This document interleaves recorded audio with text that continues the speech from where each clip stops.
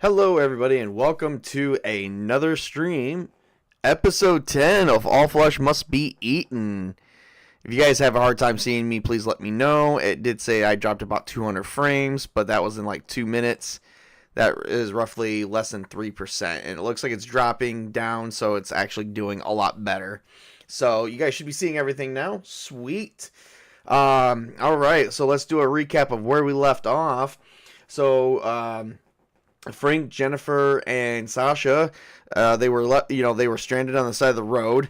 In the middle of the night, a lady tried to get in their vehicle, running from a couple walkers, and unfortunately, they tried to let her in, but the walkers were quick and managed to grab the lady. But that gave Jennifer enough time to pull Sasha out and get Frank out of the vehicle, and they abandoned their original pickup truck and managed to go into the woods, of which Frank took it upon himself to take out 2 walkers, and he survived.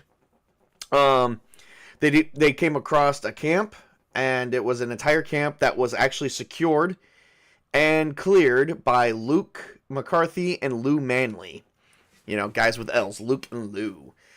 Luke was a police officer of the town of Payson, Arizona, and Lou is a science fiction writer. Of which, after they were explaining, and Luke was showing Jennifer around, showed her mounds of piles of dead bodies, flesh that they were burning, to hopefully one day slow the outbreak and stop people from getting sick. But he also showed her a mounds of gray mountain wolves that actually exist in this region, and that they were also turned into whatever the infected is.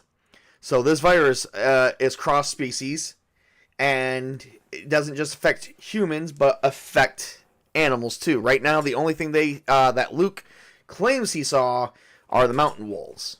That could be easily changed.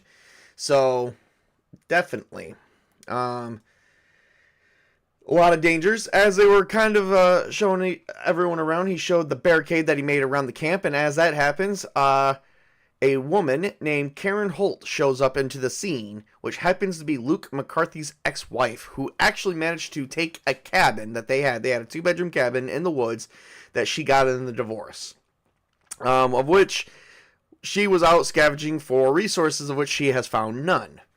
While all this was happening, Crazy Linda shows up in an ice cream truck with a freaking military guy who is a sergeant who is acting like a complete utter asshat, because he thought he was leading everyone to safety, and he kept 14 other survivors safe, or 13 others, including himself and Linda. So about 15 people.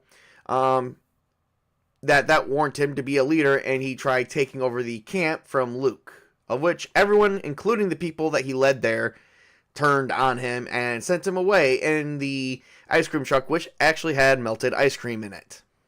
I know, right? Who does that? But then again, who acts like a colossal asshat too? So, I mean, I guess it's what goes around comes around. So we now are opening the scene. So Karen, being alone and afraid and possibly helpless, or as helpless, whatever it is considered helpless, if she is helpless, has invited everybody back to come stay at her 2-bedroom cabin, which they decided to probably take a few, they took all the vehicles and probably tried to see if they can grab a few campers or RVs from they don't have any trucks, so they actually had to get RVs from the camp, which they did have some RVs. Did they have at least 4 RVs? We're going to ask. So our chaos factor is set to 3, because the last game went so well, our characters never really lost control.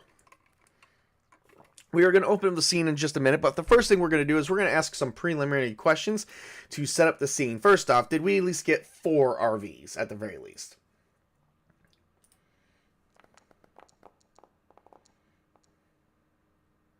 Yes, we got 4 RVs. Okay, did we get more than 4 by chance?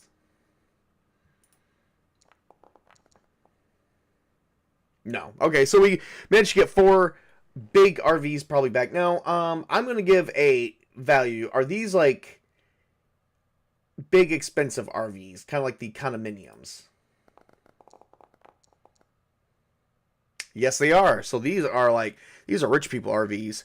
Hell yeah. So we're going to open up the scene with the next description. Let's get the descriptions going here. And we're going to start the next day, early in the morning. So we've got timidly interesting. Timidly interesting. Well, there's definitely something interesting at this. Well, first off, you're at a fucking 2-bedroom cabin in the goddamn woods, and you got like 15 other people there on top of your ex-husband. There's definitely something interesting going to go on here. Timidly, a manner that shows a lack of courage or coincidence. Ooh, there is something. Is there? Does Karen has a secret regarding their marriage, but does Karen have an additional secret? We're going to say unsure, 50-50. No additional secrets. So why would it be timidly? Is it because is this place deep in the Arizona woods? We're going to say likely for the word timidly, which means this is kind of like far away from civilization. This is pretty much kind of hiding out. Exceptional, no. So if it's not deep, it's probably moderately, I think. We're going to say very likely for the moderately woodsy area. Yes, okay. Huh. But something timidly shows a lack of courage here. Is there a fence around the property? No. So no fence, so it's open. Is this at least 5 acres? No. Is it at least 3 acres? To have a cabin, you got to at least have some acreage. A 3 acres cabin. Yes. Okay. So 3 acres cabin in the woods. Even in Arizona, I think Arizona is a high price place to live. So 3 acres sounds thing, but if we don't have at least 5, we at least have 3. I know where I live at, you don't really buy a cabin in the woods without buying like at least it's on 10 acres. Land costs a lot. All right, but there is something interesting going on in this scene. We are not sure how, but everyone wakes up in the day and gets the day started. We're going to start off with Jennifer. We have many people to actually go through their morning routine. Jennifer is, of course, getting up, and there's really nothing to really drink. Do we have scraps for resources? We're going to say likely, because if we don't have scraps, we have nothing. Which means everyone's thirsty and hungry. No. So we have nothing. So these guys are, so starvation hasn't set in somewhat, but neither has dehydration, but it could be. And it can be very, very soon. We are going to have to definitely get into that. Now, most cabins operate on 2 things. If there's power, that's fine. That could be a generator, but there could be a power line conjunction area actually nearby. The 2 other things that cabins operate off is propane instead of natural gas, because there's no gas lines out here. And then, propane wood. Is this a propane cabin? If not, it's all completely wood and old style. Yes, okay. And then there's well water. There has to be a well, which means we're going to look at our threads list, because I'm going to roll for a random thread. Cell phone towers failure. So the cell phone towers are beginning to fail. That much we did know. One of the things that we won't have to actually worry about is the water crisis. There is a water crisis going on right now, but that is in a totally separate scene. We won't be faced off or have anything because we are on well water. This water crisis is for the bigger cities and towns that actually get a water from a water source. So we won't actually have to really elect that one at all. So we definitely have some stuff going on here. Another thread that we are operating under is electrical rolling blackouts, which means right now, blackouts are still kind of rolling through, which means we can have power through the morning, noon, and night, but we're not going to get power through all 3 phases of the day. Is the power currently on to the cabin?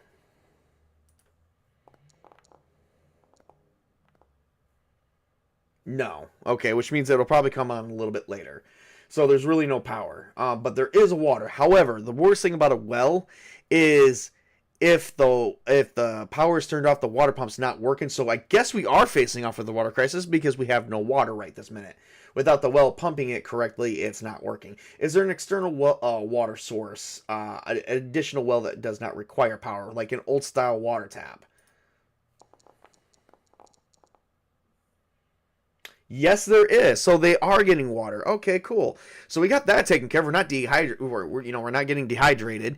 So Jennifer is definitely getting up, and she's probably getting water for everybody, getting ready to boil it with a campfire that she made on the outside. She does this because as a nurse, she knows that that some well water is actually healthier for you, but you also got to be careful. You don't know what kind of like bacteria is inside of it, especially if it's not been softened or if it's definitely the more or less untapped per se. So she's just making sure that everything's getting taken care of. And did they at least have any coffee brew left? Anything to get her day started with some caffeine? No, she has nothing. So she's just drinking water. She is going to do a quick look over on Sasha's knee.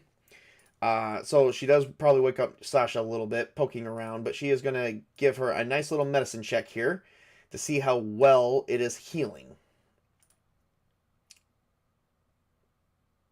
And to make sure that everything is going good with her. And we've got a 13, which is, I think, 9, 10 is a first, 11 and 12, so about 3 levels of success, but not enough to be granted any additional bonuses. So, sucks to be that, right? So she is looking, so Jennifer gets up in the morning, and hang on, let me get to my levels of success here. Yep, 3 levels of success. So Jennifer looks over in the morning, and she spends, just a small part of her time realizing that her knee is healing perfectly fine, and she's very happy to look at Sasha, and she's looking at Sasha. I'm not sure if Jennifer. Now there is.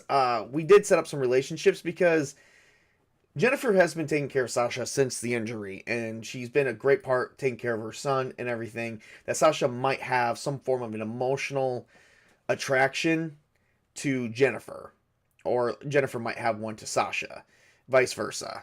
There's definitely a connection between the two because of how well they've been taking care of each other, or at least how Sasha's been taken care of, or how Jennifer's been taking care of Sasha this entire time. With there being no power, definitely,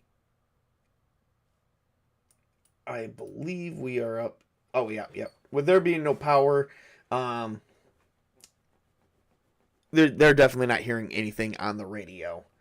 And Sasha's just tending to the knee, make sure it's nice, wrapped, and stayed, and that healing goes pretty good.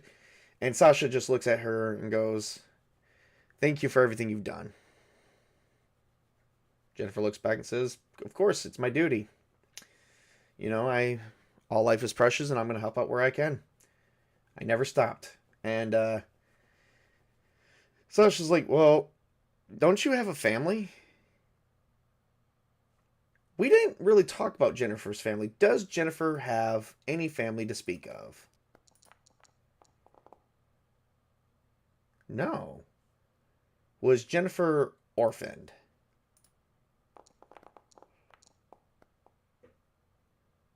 Exceptionally no. She just doesn't like speaking about her family. Huh. Wow. Okay. So she's got a family, she just doesn't like speaking about them. And Jennifer's like, "My family doesn't approve of my life's choices." Sasha's like, "You're a nurse. What life choices is there not to approve of?" Does Jennifer find women attractive? Now that's a question. No, she does not.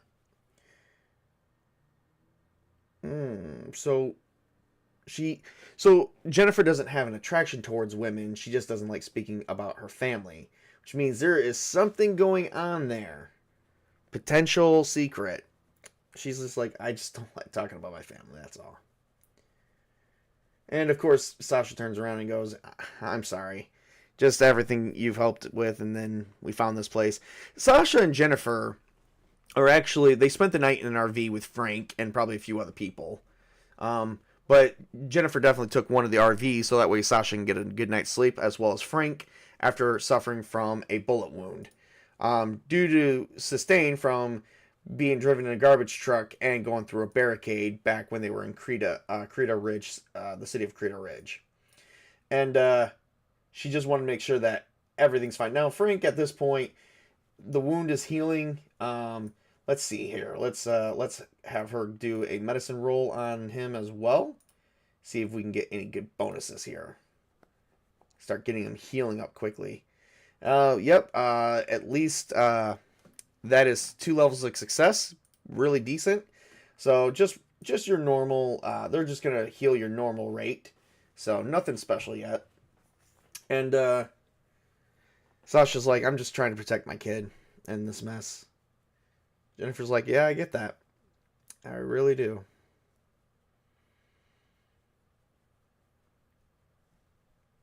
Jennifer just looks around and she just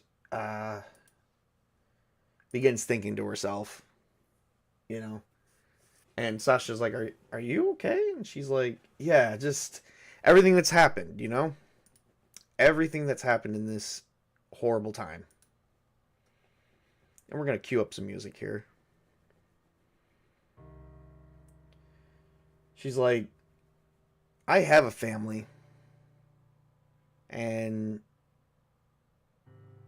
I haven't spoken with them in some time. And now that everything is going to hell, I don't know if I ever will get a chance to speak with them ever again. I mean, we managed to find safe haven, and you're still probably trying to go to Albuquerque. But she's like, I'm not going to lie to you, Sasha. I don't see a reason to continue right now. We finally got a place with a water source, water supply that probably isn't going to be tainted if it gets tainted by whatever this virus is, which can come for us at any given time, with including everyone that comes after us. She's like, I just want to live on and hopefully see my family someday. And I think Sasha would give her a hug after hearing all of this, because she is kind of an emotional person, and Sasha does at the very least. I did say Jennifer has an emotional attachment with Sasha, but that's not true. It's more or less the other way around. So we are going to switch that. I am going to switch that right here. This is a very emotional time for everybody, as they have pretty much been dealing with the dead. They're dealing with something, and they don't know what. They don't know what to say about it.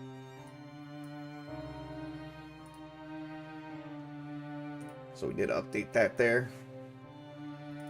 But they did find refuge with Luke McCarthy and his ex-wife, and an RV and several vehicles. Jennifer stands up and says, I need to get with everybody because we need to make a plan. If we don't get food here soon, we're going to starve in a matter of a few days, and we're going to start getting weaker it's going to start soon. In about 3 days, we're going to start all getting weaker and slower, and then we'll be easy to pick off. And Sasha's like, I understand. I'll take the time to rest because I'm no good as long as I limp around. And Frank and I will just keep watch of the camp. Or at least just stay in camp. Jennifer's like, that'd probably be best. And she gets up and leaves the area. And she walks into... Is there anyone up in the cabin? I mean, probably the sun is about to get up. I'm going to say likely because there's a lot of concerns. Like, we don't have any food. Yeah, we have no resources at all. We do need to make that into a thread. No food. And we are going to say also for the next one, no medical supplies. So this would definitely be a thing. So, and yes, there are people up. So let's see here. So as she goes inside the house, Luke is sitting at his ex-wife's kitchen table with his ex-wife Karen right there, and they are having. Would they have any coffee in there? They don't have any coffee anywhere, so I'm gonna say unlikely. But maybe Karen's hoarding some coffee because she didn't expect. Nope, literally no one has anything. So they're sitting there drinking some water, and Luke says, "Jennifer, I didn't know if anybody was up." She sits down and she's like, "Yeah, I was just checking on Sasha and Frank. You know, Frank seems to be healing nicely. The bullet wound that he suffered back when they were in Crater Ridge with me is healing very nicely. And Sasha's leg is healing good too. I think in the matter of a few days, maybe a week or so, they should both be up and able to walk around. It looks like good. I'm glad." And Jennifer's like, "Look, we got to discuss this resource situation. We have no food. We have water, but water is only going to take us so far for days. Soon we're all going to start feeling pretty weak, and we're not going to be able to really function very well. And that doesn't settle well with me. Plus, I need to get some medical supplies." Luke's like, "I agree. And we definitely need to find ammunition and whatnot. I do have a house over in Payson. But you said you came from Payson." And she's like, "Yes. There's a group of survivors. And they seem to be taking over the town." He's like, "Well, if we can get to my house and potentially Karen's house, we might be able to find." Does Karen, looks like I do have guns and ammunition additional. Does Karen have any guns at her place? Does she like guns? Karen's like, "Yeah, my house is actually full of ammunition as well. That'd be a good place to start. And then we can up the grocery store for non-perishable supplies. There should be a small market in there." Jennifer's like, "Okay, but how do we do it? I mean, do we go in just the two of us?" And he's like, "Well, that'd be probably kind of stupid. I mean, there's a lot of us here. For starters, we do have, I've been talking with some of the guys that have came in. We do have Pastor Elwood. He's like 100 years old, so we do need to make sure that his health is in tip-top shape and that we don't need to find anything for him. And then Darnell Price, the mall cop with, apparently has some basic training, but we have a couple other people we could probably get. Or you and I can just go in, get the stuff we need." And Jennifer was like, "Yep," and we could probably take Crazy Linda with us. She might know how to help us pick up some things as well. So, let's see here. Does Luke want to take Crazy Linda? Let's see here. She said that, Jennifer said that, and Luke is probably cringing a little bit. Because Crazy Linda is nuts. Actually, he's like, "Well, the more the merrier. She can at least carry some stuff." So, I'm working with limited ammo. Do we have enough gas to make it to Payson in one vehicle?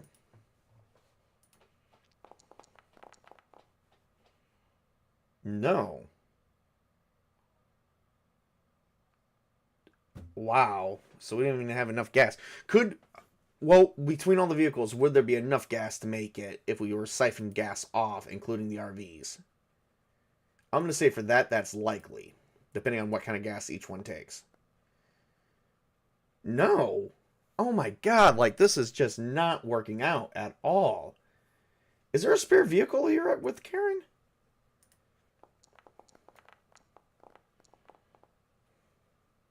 No. Damn, I am okay. We are going to roll for a scene adjust because I have nothing to work with. And Jennifer's like, "Yeah, didn't we check over all the gas?" And he's like, "Yeah, all those cars are running on E. There might be enough to siphon off, but not enough to get us to Payson." Jennifer's like, We have no food, no way back and forth to Payson, no way of making it. At least there. Do we have any additional options? We're going to roll for a scene adjust and see what we get. Make 2 adjustments. All right, I'm going to roll for a scene alteration. This is getting kind of... Scene proceeds normally, and then I'm going to roll for another one. So we're going to roll with nothing additional. Scene proceeds normally. So no, we don't have any resources to even make it to Payson. Shit. Well, wait a minute. They're 10 miles outside of a rest area. Let me see. I think I looked that up, and they did stop at one place, but we need the rest area. Hang on 1 second. I'm going to check something else out here. My people are going to die of starvation. Like, I think we've reached the end of the line.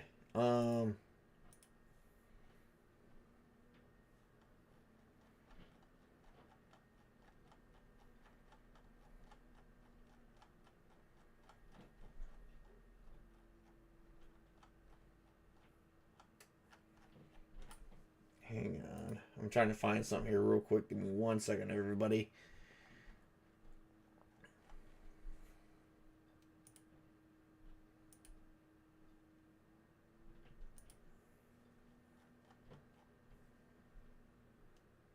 Oh, here we go.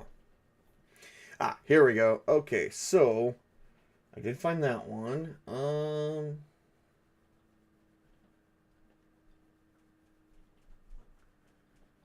So we went 5 miles back into the woods, away back there. So that's not it.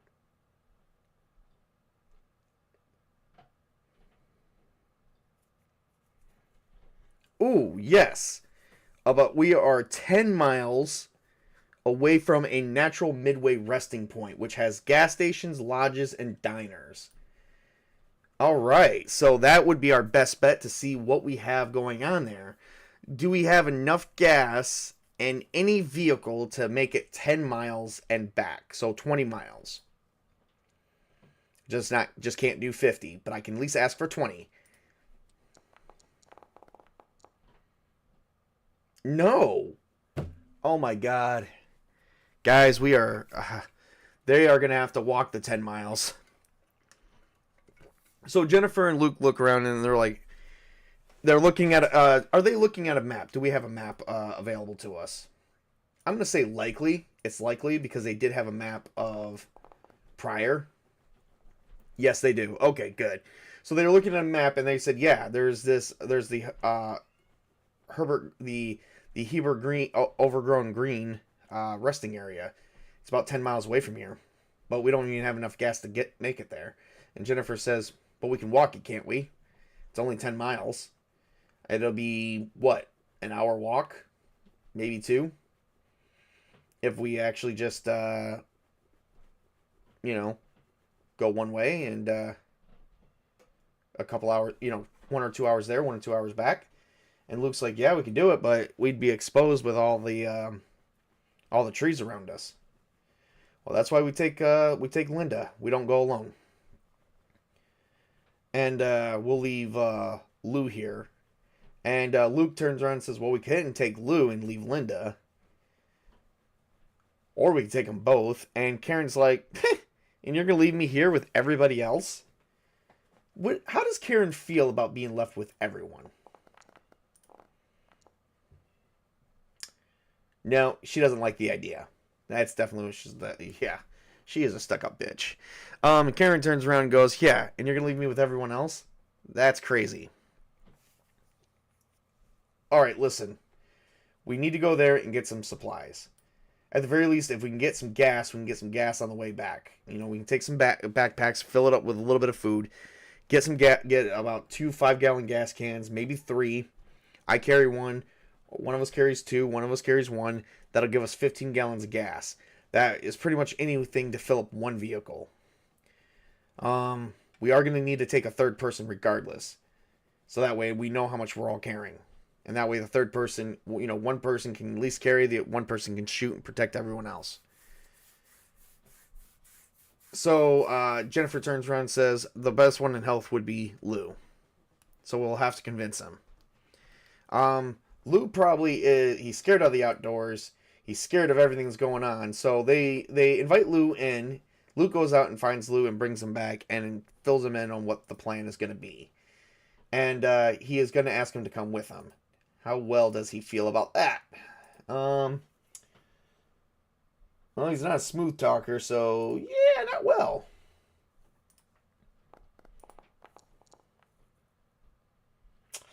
Yeah, not well at all. We're going to spend 3 essence points, and that's going to succeed. And Lou's timid.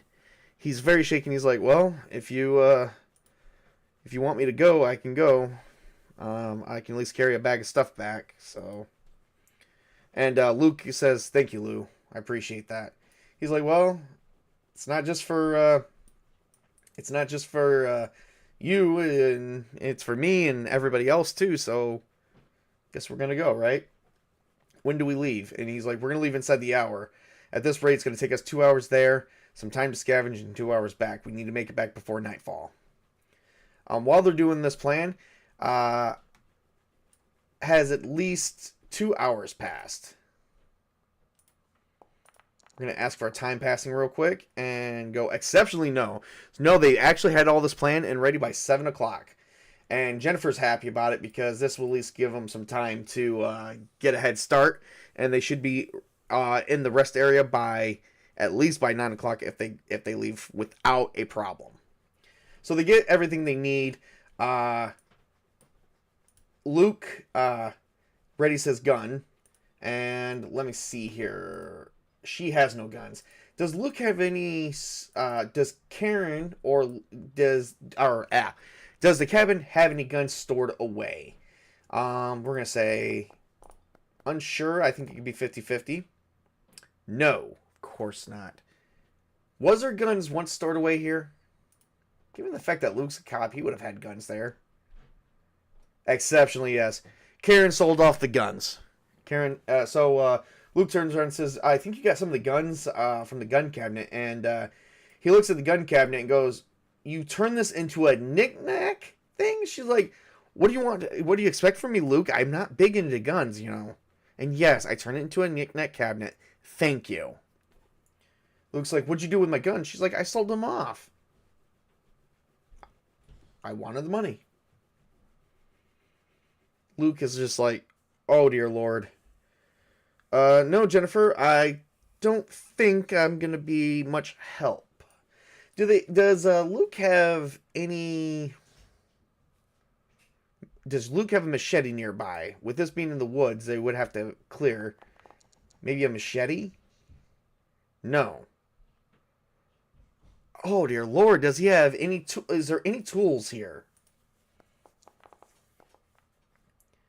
No. Oh, my God. She's like, so as he's trying to find all his original tools that he left behind, Karen says, I sold those off too. And Luke's just like, Karen, it's seriously the end of the world, and you have sold off everything. She's like, I didn't think I need them, Luke. Who knew that this was going to happen? Let's see how well he's feeling right about now. Given the fact that, nerves of steel would count, because I think he's about to lose his nerve. Okay, he's not about to lose his nerve. He's just rolling his eyes. Jennifer turns around and says, it's okay. I'll be alright. Let's just get there. You have a gun, and if I need to borrow a weapon, I will. Except Sasha does have a weapon, but they still need weapons left behind in case walkers come in. So, and they don't have any ammunition for the assault rifle they found. So, yeah, that's not going to help. All right, so they begin getting whatever they have, and they manage to make it off by 8 o'clock in the morning. They begin walking towards the route that it takes to get to the rest area, which is going to have some stuff. They do have gas cans, right? I'm going to say likely, because who the hell doesn't have gas cans? I live in the city, and I have a gas can. Yes, okay. Do they have more than one gas can? Unsure, because I don't know who has more than one gas can of anything. Yes, doubles. I got 3 gas cans. Yo, man, just sitting here, not really feeling very talkative since you know reasons.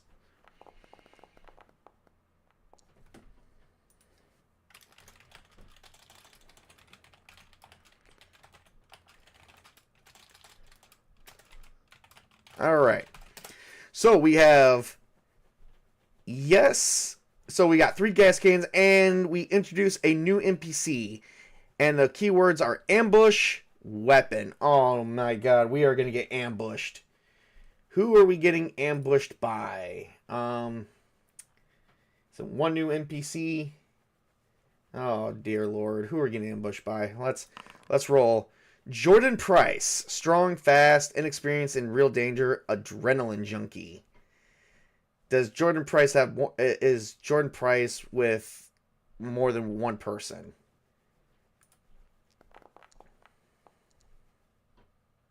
No, he's by himself. Ooh, we might actually have the upper hand. So as they are walking, they make it about, let's see, we're about 10 miles out. I'm going to roll a d10 to see how far they made it before they spotted an encounter. They made it just outside, literally, it says 9 miles. We're going to say they just made it to the rest area, and at the rest area, suddenly they hear someone, they say, "Halt!" And this guy probably, he has a weapon, ambush weapon, so he has weapons on him. We are definitely going to be rolling for some weapons here in a minute. And suddenly he has guns, and he is like decked out. Like, think of a football player, but during the time of Mad Max. Like the people in Mad Max. And he's got guns, and he's like, "What are you guys doing here?" And Luke says, "Listen, we are here to collect some gas and some resources. We have people that are hungry and starving. We don't want no trouble." And Luke, that's what Luke said. And let's see here. Well, the smooth talking is not going to work. The nerves of steel is not going to work. And I think we're going to do a -2. Because he might not be aggressive, but he might be feeling. Yeah, he ambushed them. They weren't even looking. So let's see here. Oh, success. And he's like, "So there's more than one of you. How many is there?" Luke is Lou is looking kind of nervous. Jennifer is hang on, let's see. Is Lou looking kind of nervous?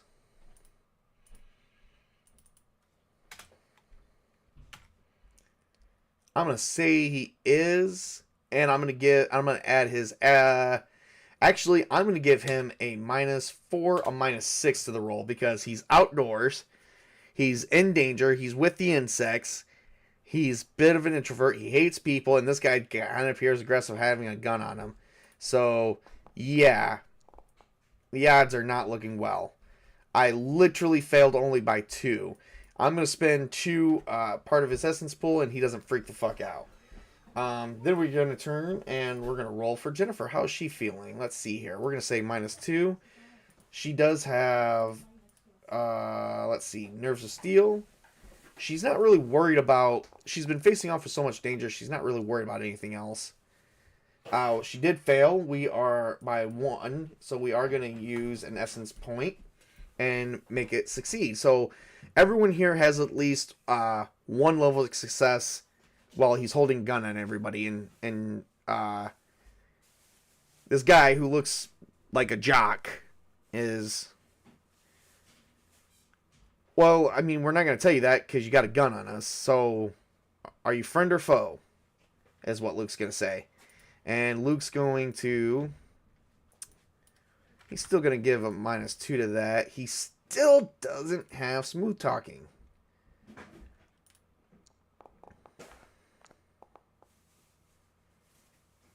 Oh, man, it's...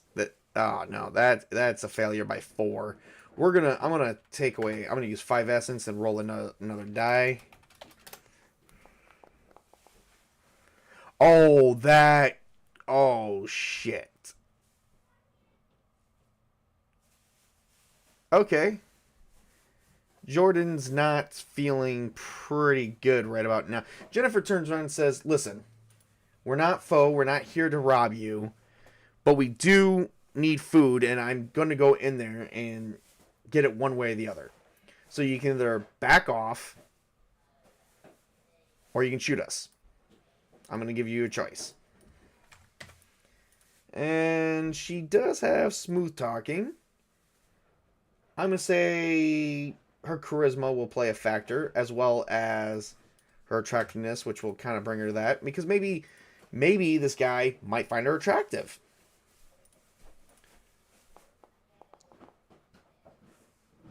And she fails too. Dear God in heaven. I am going to spend 1 essence point again and make her succeed. Alright. This is not good at all. We are not in control whatsoever. Alright. So, the guy goes, alright, I can get behind that. I'm alone. And, I've been on my own for quite some time. I just didn't know if you guys be accepting of new people. And Luke's like, well, there's rules, son. And the first thing you're going to do is not point guns at any of us. We're all friends. We're all trying to survive this so-called outbreak. And let's see here. How does Luke feel about that? He's like, I'm cool with it. All right. So, my name is Luke McCarthy. This is Lou Manley and Jennifer Valentine. And you are Jordan Price. All right, Jordan. You got some supplies here? And he's like, yeah, it's a rest area. Many people were trying to travel here and through there. Did they manage to leave any gas behind? I'm going to say likely, because these places are usually chock full of gas. That's why it's a rest area. They probably just had a fill. Yes. Is the markets full and the diners? And I'm going to say likely, because once again, rest area. No. He's like, there's plenty of gas, but as far as big time markets, no. The diners may have some food. Assuming that the power's not out. No, it does not. No, that's because the power went out. There is no power on with the rolling. It's possible. I'm going to say it's unlikely the power is on. Nope, power is not on. So it is unlikely. Yeah, well, some of the market stuff went bad. People ransacked the non-perishables. There's a couple diners here, but all the food went bad because power went out here and it's never been restored. And how long has it been going without power? Power started disrupting around, I think, day 5. So it was about 6, I'm going to say 1d6 days. Well, we started going into rolling blackouts about 4 or 5, maybe 6 days ago. Almost a week. And last 2 days it's been out since, and it's never came back on. Luke's like, are you serious? He's like, yeah, I think out here the grid might have went down or something. I'm not 100% sure. With most of these areas, I think they operate on an independent subgrid, but maybe a power line or something. And Luke turns around and goes, yeah, with it being that, you think they would have had generators, but maybe not. He's like, well, we can at least get gas, and we can look for some. There's at least snack foods, isn't there? I'm going to say likely. If there's gas stations, there's snack foods. No. Oh my god, these people are... Oh, let's see if I can roll for a scene adjust to adjust it a little bit. Add a character. There's another character, and he's like... Oh, okay. Well, let's see. Which other character do we add? Anne McBride? Oh my god, Anne McBride is back. He's like, come on. Snack food is always goes first. Yep, and then the perishables and non-perishables are also gone.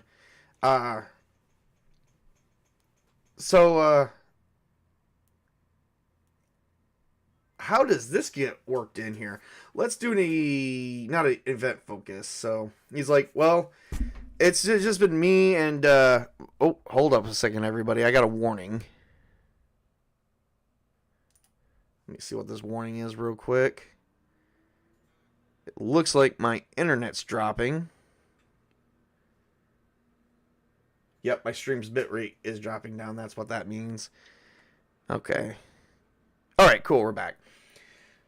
Well, I mean, it's been me and one other person. Like, I've been mostly alone, but there is one other person here. But I don't think Anne McBride has any weapons on her as well. She does not. I've been stuck here with the Channel 7 reporter from Creta Ridge, Channel 7. And Jennifer, her ears, she's like, wait, Anne McBride's here? Yeah, she came through with some military types. What happened to the military? Did the military people she left with, did they abandon her?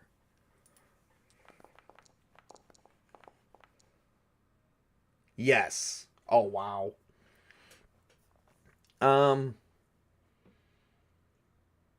They abandoned her because she's been wanting to go to Utah, and they didn't want to go. So Jordan turns on and it's like, yeah, they abandoned her here because they said that they were looking for some food, and when they couldn't find any food and she wanted to go back with them, they said no. They held her at gunpoint till she stayed here with me. They abandoned her here. I wonder why. She was saying something about Utah, but they said Utah has been is a black zone, and has been a black zone since before the outbreak started. And Jennifer's like, wait a minute, what do you mean a black zone? Is that a rumor? That is a rumor, I believe. Let's see here. Is that a rumor I can use? Wouldn't be there. I don't think it's a rumor I've established, but it is a black zone. There was something I rolled on that. Let's see here. Not that. That's not what I need. I need this one right here. Not that one. This one. Haha. Okay, so we can just ask a yes or no question. Is that a rumor they would have heard? I'm going to say unsure. Not sure if the military would have shared that. No. That's all they know, is it's deemed a black zone. And Jennifer's like, well, what's a black zone? And Jordan's like, I don't know. That was just something they were spouting off or mumbling. Could have been just crazy nonsense. And Lou's like, sounds like it's a forbidden place to go.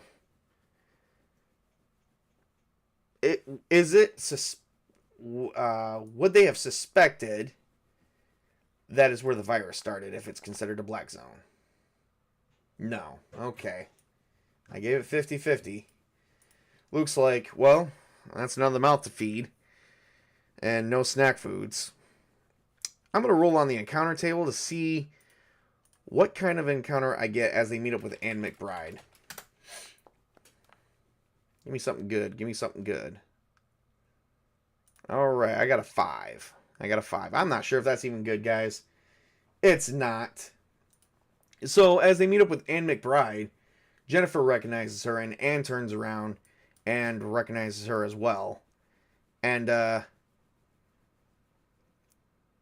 let's see here. I'm going to move her back up to here.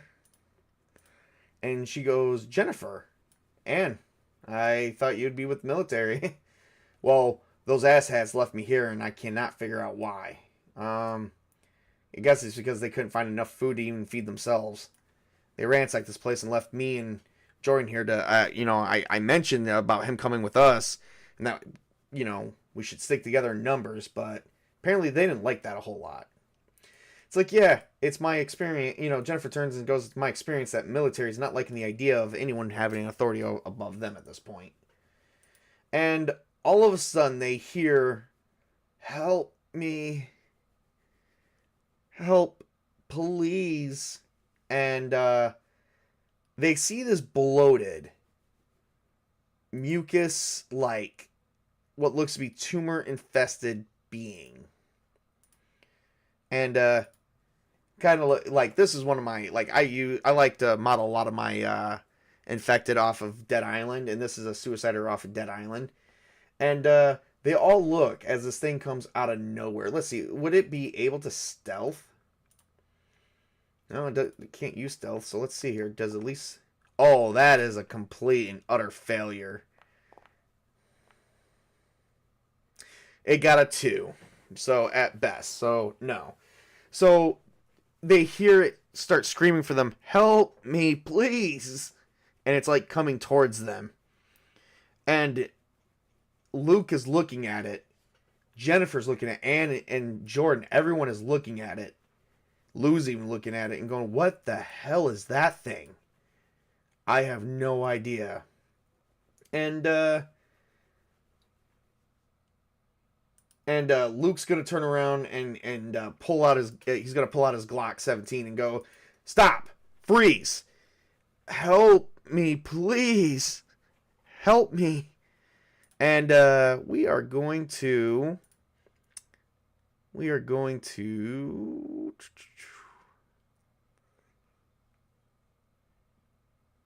Let's see here.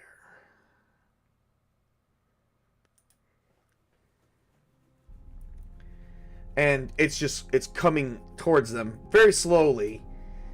And it looks like it's pulsating. I wonder if Luke would see that.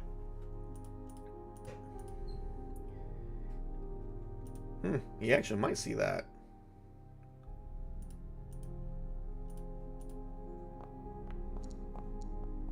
Oh, he sees something, all right.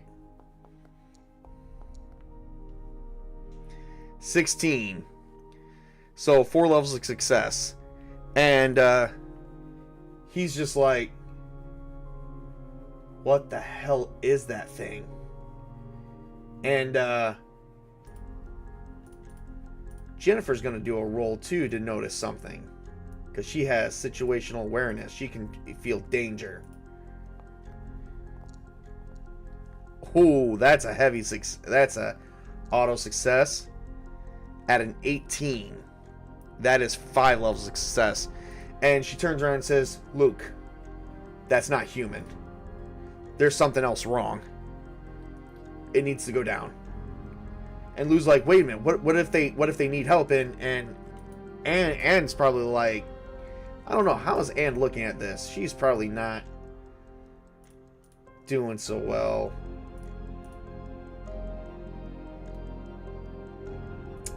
We're gonna say no. Oh, she is. Anne's like, I mean, she might. It just might be someone that needs help.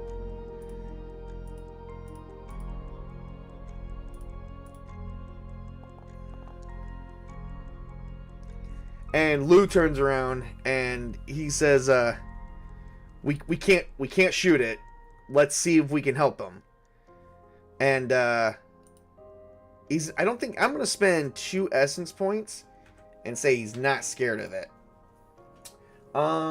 Would Lou approach it though?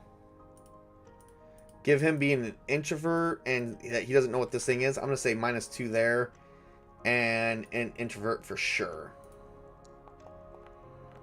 If he succeeds this, then he will approach it. Oh, no, he fails.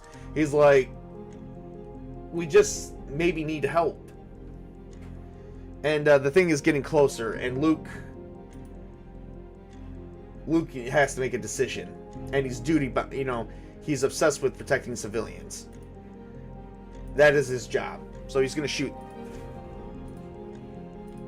So the first thing I did do a good roll on noticing something, so I am going to say I do get a 1 multiplier, so I'm going to say 1. Damage is going to be there too, so he's got his handgun out. Yep, there we go. So he's going to roll. 13 success. That does clarify for a headshot. So he is going to do that.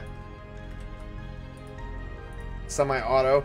Any fires 1 shot to the head. For 24 points of damage, it's actually going to be 25. No, it's going to be 30 points of damage. So he shoots right in the head, and as he shoots, the whole thing like he shoots and the head explodes, but not only the head explodes, right at the last minute, the whole body explodes. The range of this, what is it, a D4? So it's gonna be that, I believe it's that many in yards. So let's find out. Let's see here. Oh, there we go. Explosive personality.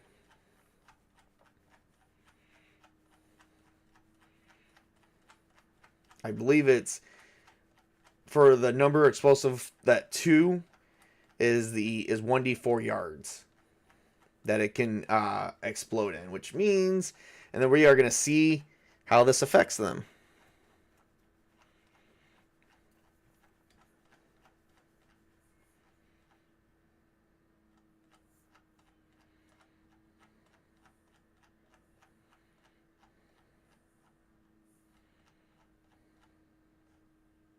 There we go. All right, let's see here.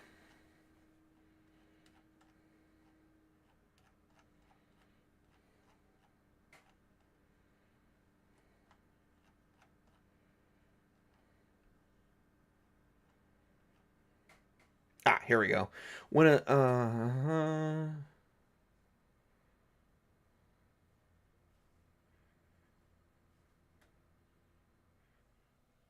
4 yards or 4 meters.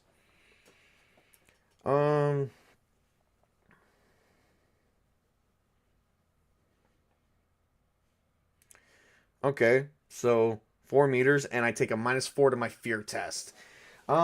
Was he within 4 meters? So does this hit anybody? We're gonna say unsure.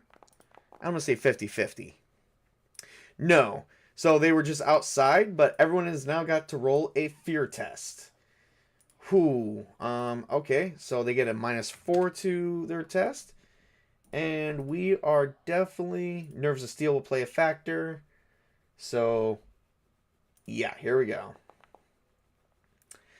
Oh, that is some shit. Okay, that's a 3. She failed by 7. We're going to figure that one out. Lou is going to fail. Hopefully he succeeds. He has seen some stuff, so we're going to say Nerves of Steel.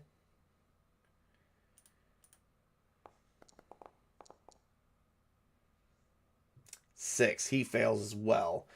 He's going to spend 4 essence points. And he is going to succeed. And McBride. And she has nothing that can be any helpful.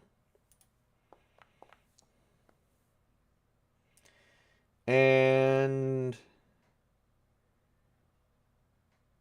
she's gonna spend 5 essence points to get a D10, and hope to God it's enough.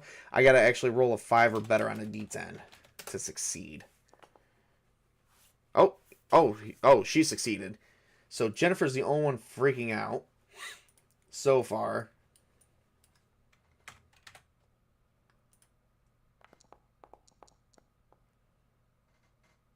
I don't know. I think Lou's about to freak out. I would think his introvertedness would take it down 1, making it a 4.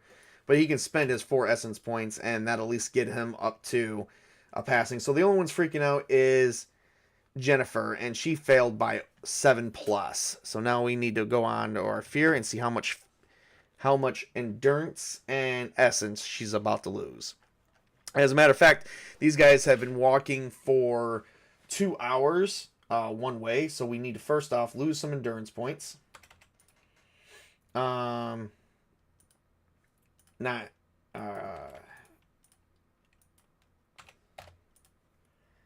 then I'm going to take another endurance point for this scene here. 1 for each one.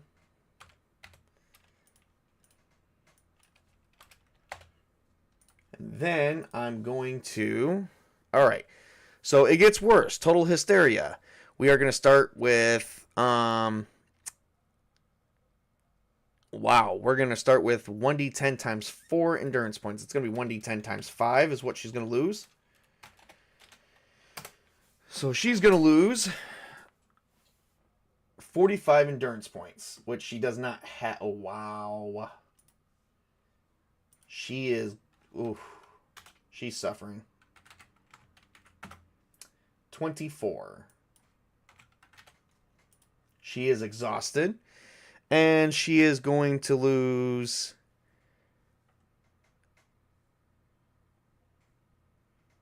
a D12 in essence.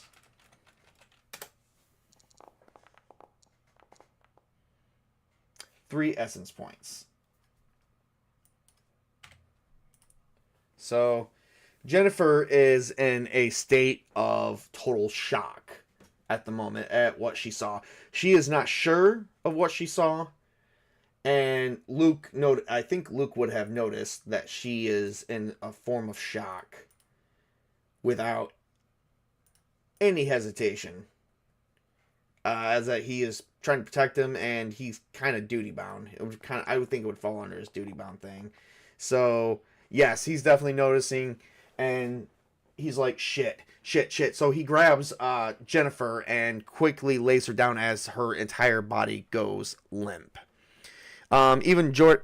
Oh, my favorite game, All Flesh Must Be. Hey, Kenneth Young, welcome. Yep, and we're doing it with Mythic 2nd Edition. I'm going to have to do a review probably on this tonight.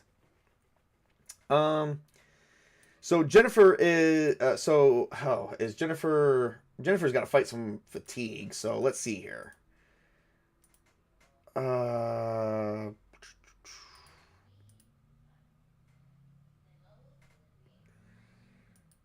think Nerves of Steel will be fine. But she is definitely got some shit going on. Oh, she passed out. Jennifer passed out. Completely.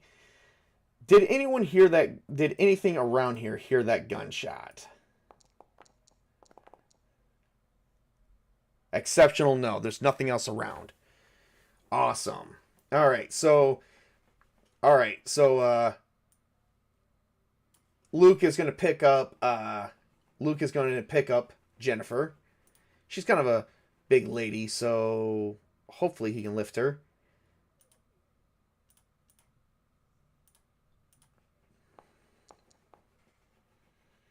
And he can. So he picks her up and he goes, Jordan, lead us somewhere safe, please. He's like, okay, come on, guys. I'm staying over here. And they begin running as quickly as they can to his location. Let's see what his location is like. Let's see where he's been staying at. And Anne just got dropped off. When did the military came through? They separated only but a few. She must have been here for at least 48 hours. I'm trying to think of when they separated. I think it was a few days ago. They've only been missing for a couple of days because they were together just before they left the city, and that was around day 7. This is day 10, so that would be about 3 days ago. Did she get abandoned after 24 hours? I'm gonna say is likely because they have not been separated that long. Exceptional, no. She just got dropped off, which means the trucks are nearby. Which is the military still close by? I'm going to say likely on that one. Yes, okay. So, which means they're not far off. Something that Luke could probably deal with in a little bit. But anyway, they do make it to his location where he's been staying at. And he shows Anne for the first time as well. And we've got unexpected location descriptors. Maybe they wanted to move on and she decided to stay. They abandoned her because she kept wanting to go to Utah, and they said Utah's a black zone. It's a forbidden zone or something. He's actually staying. So Jordan found a refuge and a resting hotel room. It's unexpected but crude. And this hotel room that he's staying at is one of the master ones, to where there's a full-on stove, refrigerator, and everything. It's like a secondary apartment. It's like an apartment, kind of like an apartment, but it's still a hotel room. I'm gonna say is likely. I'm gonna roll on that and make sure that we have that right. Because when I think unexpected and crude, yes. Yeah, definitely. That's definitely what it's got. And it's actually kind of nice. Very crude, though. So he moves everything off on his bed. Does he have a lot of resources here? I'm going to say is likely because he's been kind of getting the resources. No. Oh my god, why does no one have any resources around here? Son of a bitch. I'm going to roll for a scene adjust to see if I can adjust that. Make 2 adjustments. 1 scene alteration. Scene proceeds normally. Another scene alteration. So, scene was altered a little bit. Alright, so as he's clearing off his bed full of probably what it looks to be hustler and porno mags, reveals that there are some weapons underneath. Does he have any ammunition, or is he just running around with weapons trying to scare people? He has ammunition. Okay, good. Okay, because we live in the 21st century where we blindly consume and don't think tomorrow will be as plentiful as today. Yeah, they really did not think that. There is definitely a lot. So we know that there's 2 things. There's porno mags.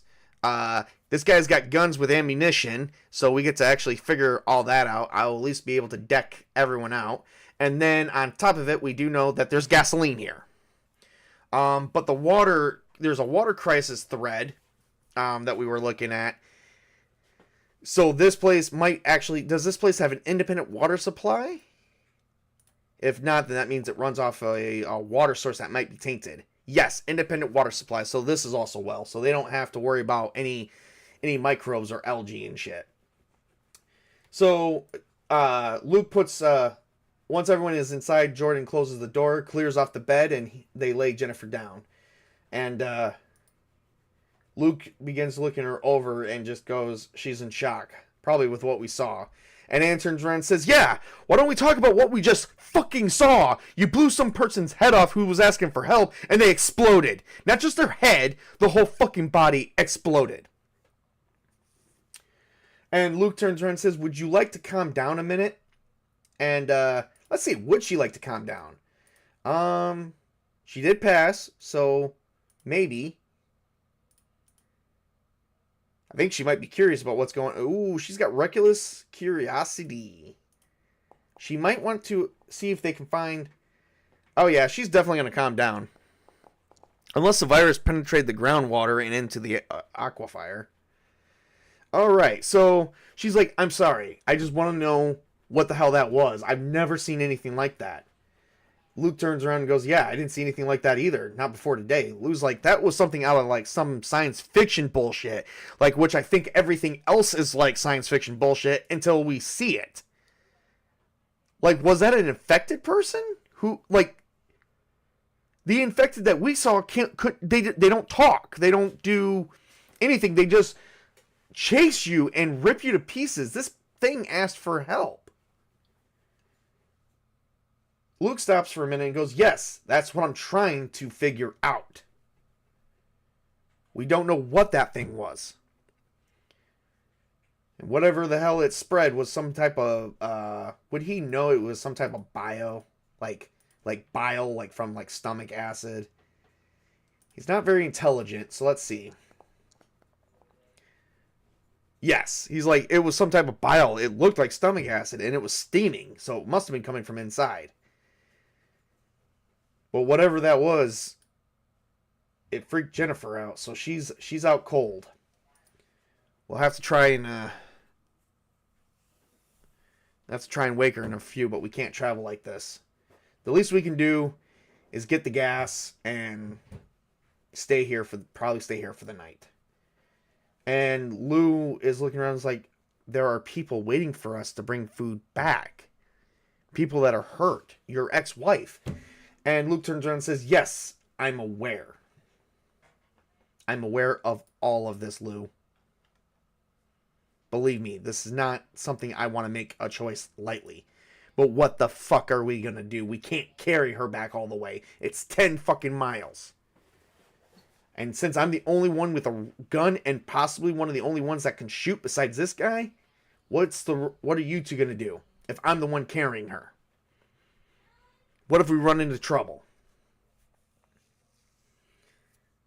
Jordan, is there any cars here with any gas at the very least?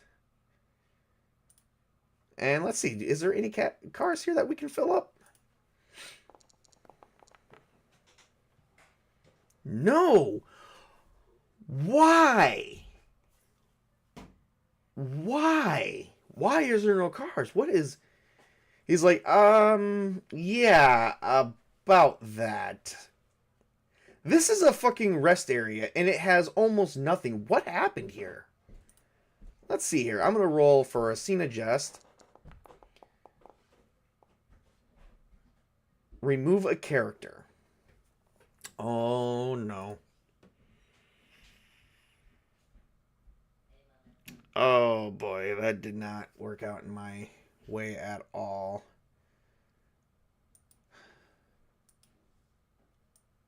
Remove a character. Well, let's see. Who can we remove from here? We've got Clara Whitmore, retired librarian.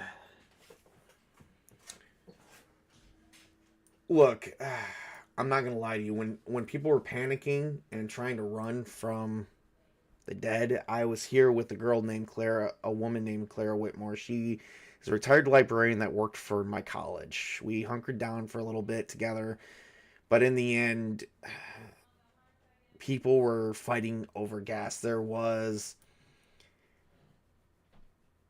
a fight, and well,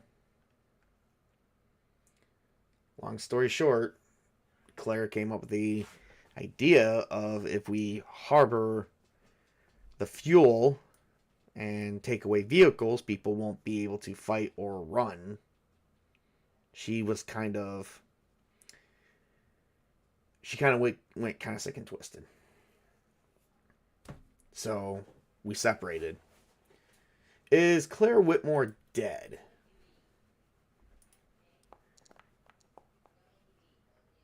Yes.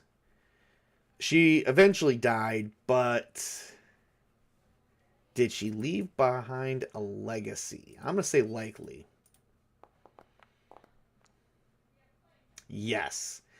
We're going to... did this legacy turn out to be another faction? Something we need to worry about. I'm going to say likely on that too.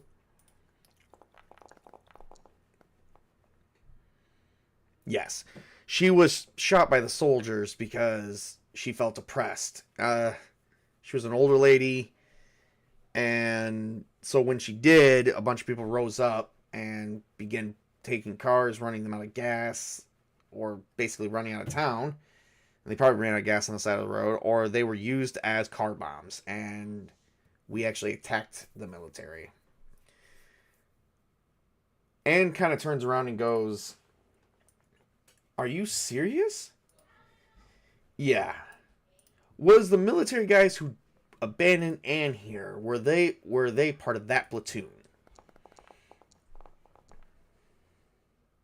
Oh, it was actually the guys when they were first coming here and putting us under martial law, the ones that dropped you off. They didn't recognize me. But yeah, they were the ones that they had an issue here. Looks like, how long ago did this happen?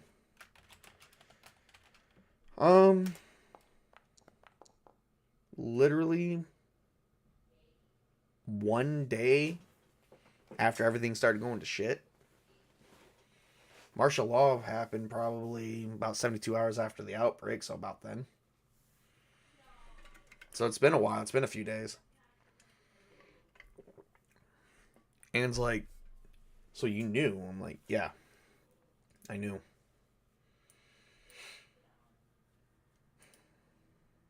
I knew of a lot of things. I don't know what you guys want from me or want me to claim, but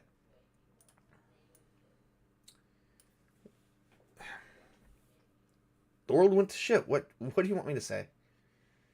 You want me to say I'm sorry? No. That's where I got most of the guns. They were all militaries. There's no gun store within this fucking distance. Unless you go another 45 miles to Sholo.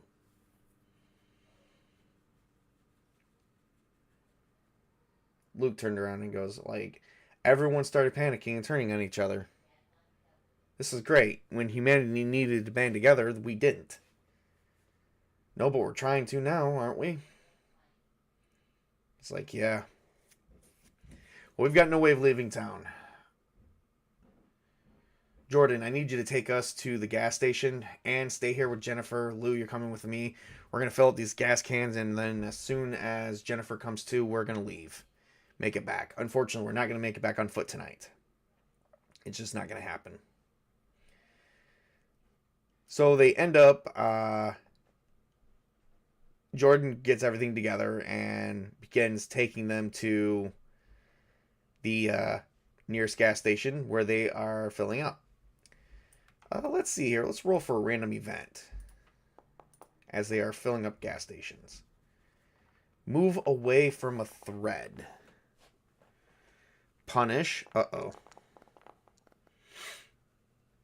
Bureaucracy. Oh, that's not good. So move away from a thread. Move away from a thread.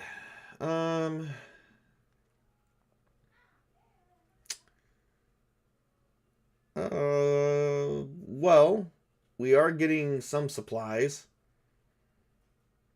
Is there medical, let's see here. A thread we can move away from is, I think we're going to have to abandon going to the Sholo quarantine camp or looking for a CDC site because we have found shelter. We really don't need to go anywhere else right this minute, especially with everyone being injured and now that there is a new type of thing going on. So we are going to say there's one CDC site located. We're going to move away from that thread. And punish bureaucracy. Well, bureaucracy is basically a form of process that an organization funds by. And punish probably means that the military can't be trusted. Nobody can be trusted because everyone is against each other right now. Which basically has us under panic. Nobody trusts anybody, which is going to be an active thread that we are actually currently working with. We do have, let's see here. We are forming a safe haven, so we can probably close that out at the end. We have fuel for vehicles, about 15 gallons worth.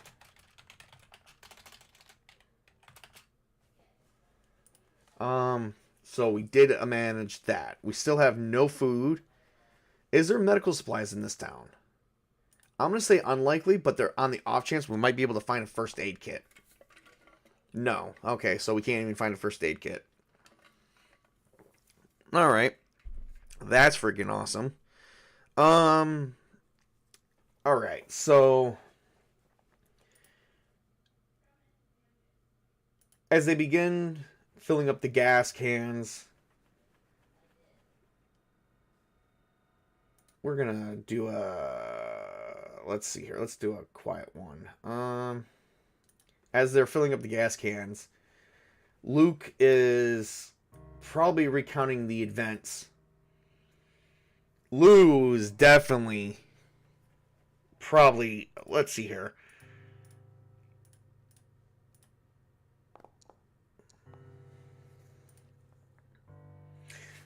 Well, Lou's not, but he's probably just thinking with Luke as they are filling up. Granted, there's no power, but the pumps would have a secondary power source, which should be active. Let's see, would it be active? I'm going to say likely. Exceptional, no. Is there a generator? If not, that means we won't be able to do the pumps. Exceptional, yes. Luke powers up the generator. Jordan shows him how to do it. Does the generator have enough gas to at least run for 15 gallons? We're going to say unsure. Because it's probably been used since the power went out. No. The power has been cut off for a while. How many gallons can we get? We're going to roll a D20. And unfortunately, the generator, as they're filling up and they get to one gas can, it cuts off and everything shuts down. And they only have 5 gallons. Luke tries to get it started again, but realizes that it's out of fuel. It's just hopeless.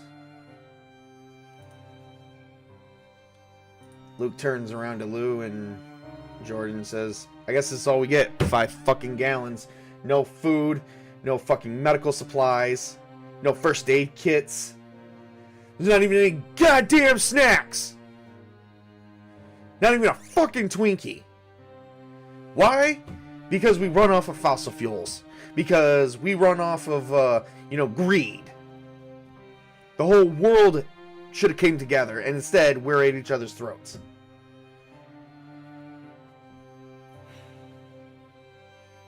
We got 10 fucking miles to traverse. And one of the strongest people I know is currently in shock because we saw something that wasn't supposed to happen. These things aren't supposed to fucking talk. They're not supposed to explode. Are they near the place? Did that occurrence happen near the gas station where he can take a minute and look at the scene? Exceptional? No. He's like, what the fuck is going on around here? How did something like this even come into existence?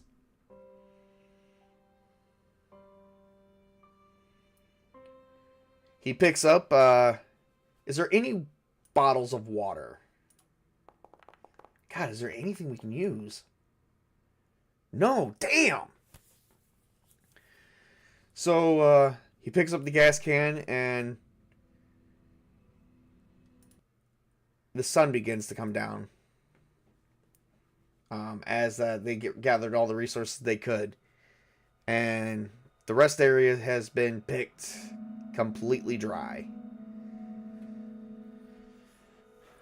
Luke's kind of like seriously thinking to himself about all the things in the world. He is literally feeling depressed at this point. Let me see here. Is he suffering from any depression? He does have nerves of steel, so let's see here. See if it would keep him from losing his nerve.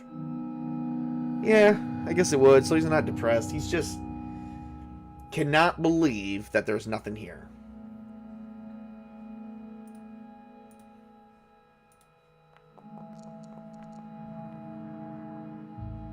NPC action. Start. Emotion. Start emotion. So Jordan looks around and he just begins to cry. And Luke looks at him and goes, Are you okay? And Jordan's like, no, man, I'm not okay. You think I'm fucking okay? I'm 19 years old, okay? And we have been chased around by cannibal freaks that can run, walk. I've even seen one, like, bash in a fucking car window and pull someone out. I'm not okay. I'm not okay one little bit. I've been alone, and then I got Anne, and then I found you guys, and now I'm afraid you're gonna abandon me too. Like, how the military guys abandoned her. And I'm scared. I'm legitimately fucking scared. How scared is he? I think he's not that scared. He's just emotional. Does Jordan have any family? I'm gonna say it's likely. Everyone's got a family at some point. He's only 18. No. I guess the question is why he doesn't have any family. Why doesn't anyone ever have any families? There's a lot of, like, freaking orphans in Arizona.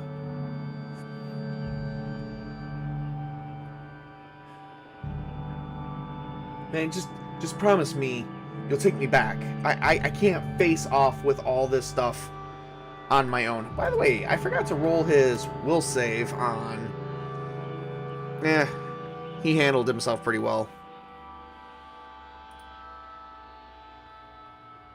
Luke turns around and says, listen, I'm not going to abandon you. And you are going to come back with us. We could definitely use your help. Because right now, the most valuable resource, if anything, is humans. It's people. Sure, we can't get food right now, but we can always grow some food. And then all of a sudden, it clicks right in Luke's head. He's like, farming. I didn't know, like, we could garden. Is there a market near here? And I'm going to say is likely there's a market. Exceptionally, no. So there is a market, but Jordan turns around and goes, the market's been picked clean. But it hasn't been picked clean of seeds. Would anyone think about getting seeds? Would anybody think about stealing seeds? I'm going to say that's unlikely. Not everyone would think that, oh. He's like, yeah, they took seeds. People took seeds to where if they could find a quiet place, they could settle. I mean, we can check it out. He's like, well, is the sun getting ready to go down?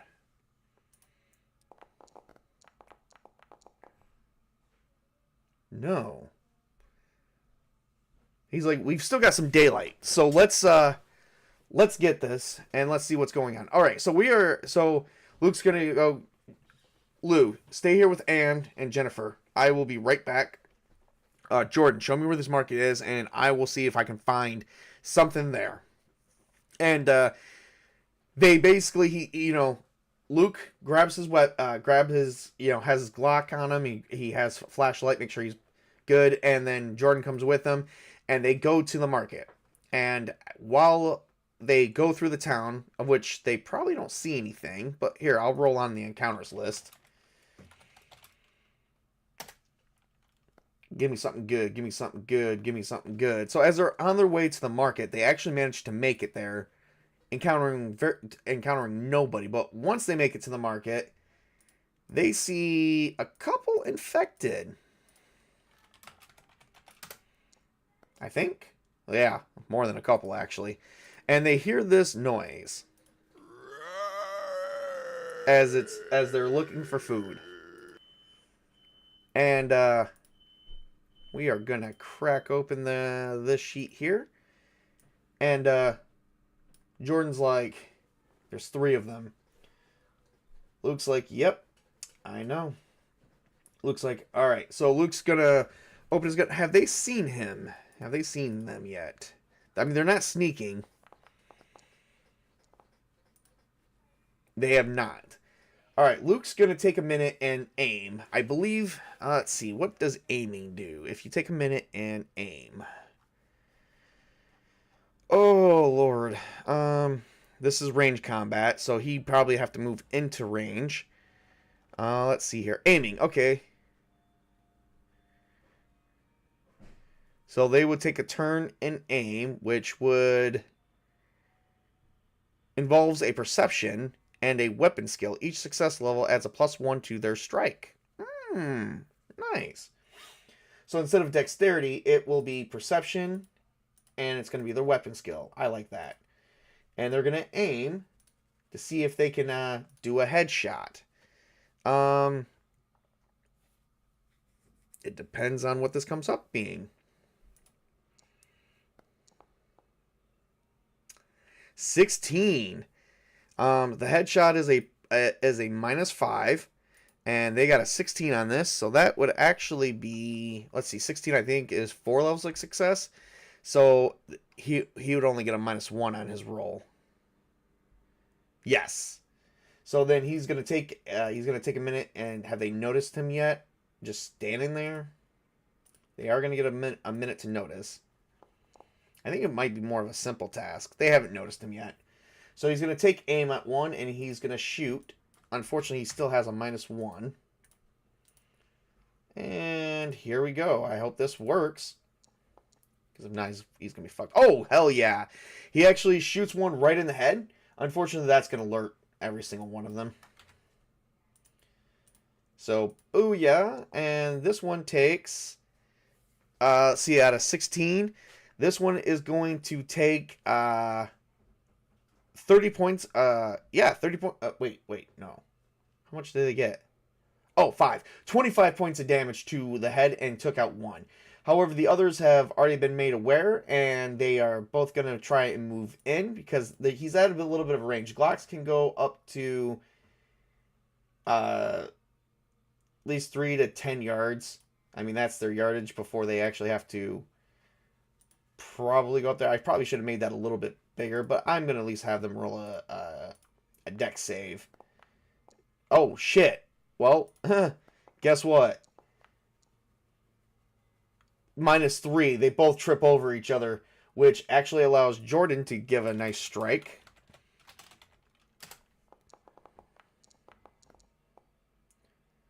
He fails. But Lou's going to try and take a minute to aim once again.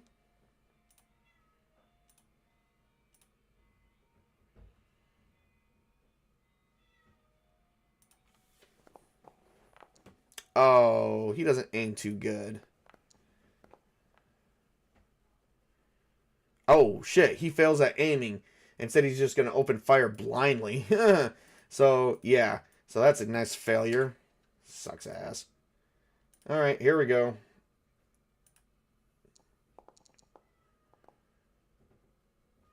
Nope. So he shoots and he hits something else. So no damage. I gotta at least take away 1 though. He hits probably a car window and does like 12 points of damage to it. Alright, well that gives these guys time. Let's see, does Jordan hit him with Oh yes he does. Yes he does.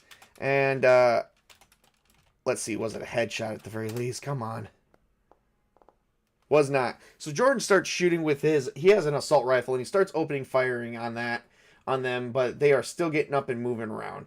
I'm going to say at this point they probably moved in, they're about to move into range. Well, hang on, they still got to do another dex check, that's right.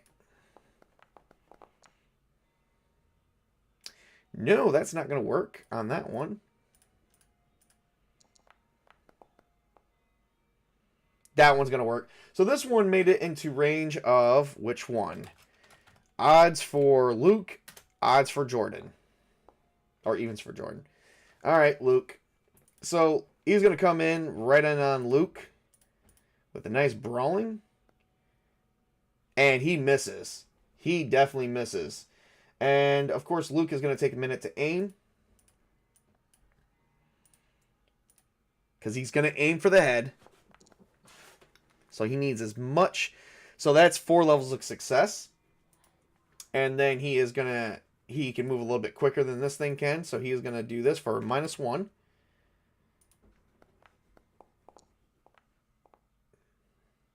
And he did do another nice headshot at this one.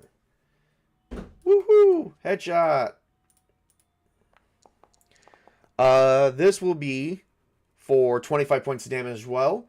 And that one's down. And then the other one is going to probably move into range of one of them. No, he does not. Jordan manages to probably shoot this one in the head. I'm going to give this one a nice headshot. It's the only one that's, as long as he rolls decent. Oh, yeah, that's a 10. And he shoots that one. He manages, after shooting his assault rifle a ton of times, hitting it everywhere else, he manages to hit it in the head and drop it dead.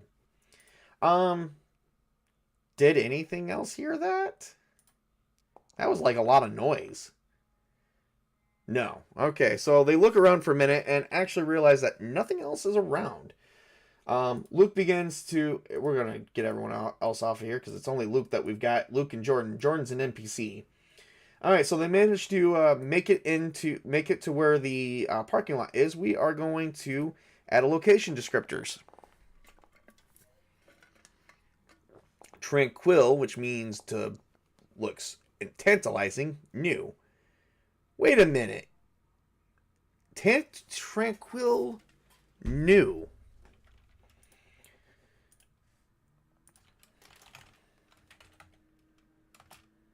Means free from disturbance and calm. and new, which means it's never been opened. What the fuck? He said it was ransacked. Luke turns to Jordan and says, this place has not been touched. The windows are new? And I believe it has a sign that says grand opening. I'm going to say likely. Exceptionally, no, nothing on grand opening. Is the place empty? I'm going to say unsure. I'm going to give it 50-50. No, it's not empty. There is something inside of there. Luke's like, I thought you said this place was ransacked. This looks like it's not been opened. The carts are... There's even grocery carts here. Looks like they've never been used. Jordan's like, yeah. I mean, I thought it was ransacked. I could have swore people broke in here. He's like, these windows are not busted in. There's no cracks. There's no gunfire. It looks like and the doors are locked. So, explain to me, how's that possible? Or have you been lying this entire time? Did Jordan lie? I'm going to say is likely because we did get this. No, he didn't lie. What the hell is going on here? He's like, I swear to you, I did not lie. We are going to roll for a random event. To find the truth of what's going on in the store. PC negative. Oh, shit. Carry. Elements. Carry in elements. And it's a negative, which means it's bad for Luke. Let's see here. Carry means to support and move from one place to another. A part or aspect of something abstract, especially one that is essential characteristic. It's an ambush. Does Luke get ambushed by Jordan? I'm going to say is likely. No. Does Luke and Jordan both get ambushed? That they have to. So something's going on in here. Let's roll on the encounter. What's the ambush? 3. A thug. So the doors are not open. Do they hear anything on the inside?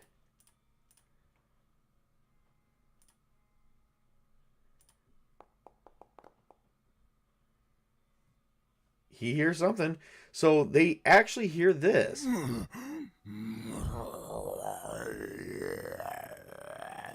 So it's not empty. It's locked and something is inside of there. Let's see if that something kind of breaks out. Does he notice anyone looking through the window? Because they're not being quiet. We're going to make it simple. They're not being quiet at all. So let's see here. What do we got? Oh yeah, that's a success. That's a definite success. So it does here. Does it break out? That's the question. Does it break through the windows? So as they are arguing, all of a sudden, right through, it is not even through the windows, it comes out through the door, charging at them, and suddenly, as the door shatters, let's see, does Jordan move out of the way? Because if not, then he is going to, there's going to be, may not, and there's no dodge there. Okay, so he looks out. Okay, so let's see here. As soon as it breaks out. Yep, Jordan is getting bit. So all of a sudden, this creature is coming up and is biting him, or at least attempting to bite him. Well, no, it's not attempting. It's actually doing it. We just got to roll for damage. Oh, no number of shots. None in melee. There we go. 16 points of damage. And all of a sudden, blood goes everywhere as Luke right behind them, and this thing is ravaging Jordan. Jordan falls to the ground. We are going to do a test in a minute. And real quick, he is trying to... Luke, without, because his tensions are high, he is going to do a headshot right on this creature that just busted through the door. And he misses and hits something else. That is a wasted gunshot. Damn, man, these guys are... Well, he shoots out one of the windows. This creature is actually going to move towards him, which they are well within, and he is going to attack Luke.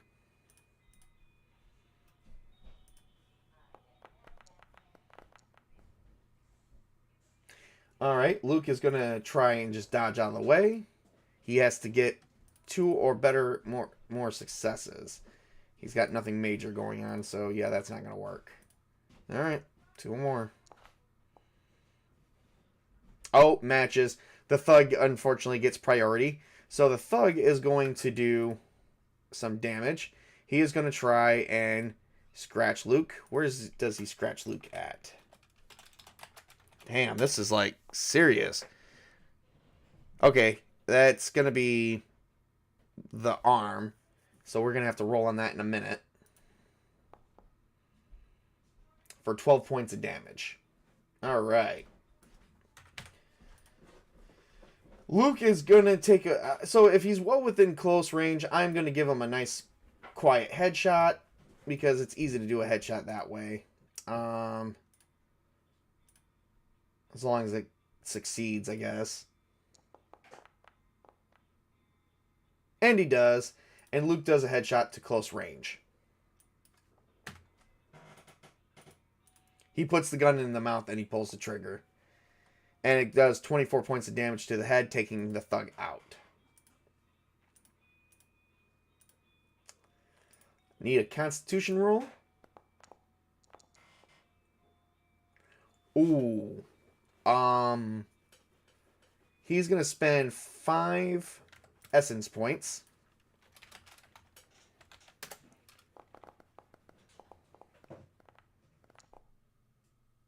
And it turns out it just got through his shirt. He just scratched and ripped off his shirt and did not scratch him at all. He is doing okay. However, he's gonna. We are gonna roll for Jordan. Did Jordan make it out okay, or is there literally blood and bite marks everywhere? He is not doing okay. Jordan is on the ground, dying. Luke comes over, rushes over to him, and goes, "Jordan, are you okay?" I was so scared. That thing has been in there since the outbreak. I have no idea what goods are really in there, and I lied. I lied to keep you from going in because I knew this thing was so strong. It got me. I'm so sorry that I won't be able to go back with you. And he begins bleeding because I think he got bit on the neck. Let's see here. Let's roll a d6.